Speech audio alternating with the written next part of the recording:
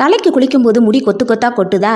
வெள்ளை முடி அதிகமா இருந்தாலும் இந்த பொருள் மட்டும் போதும் உங்களோட முடி காடு மாதிரி வளர்றதுக்கும் வெள்ளை முடியெல்லாம் கருப்பாவும் மாறிடும். கருவேப்பிலையே நல்ல தண்ணியில அலசி தண்ணியே இல்லாம தொடச்சி எடுத்துக்கோங்க. ஒரு தண்ணி கூட இருக்கக்கூடாது இலையில.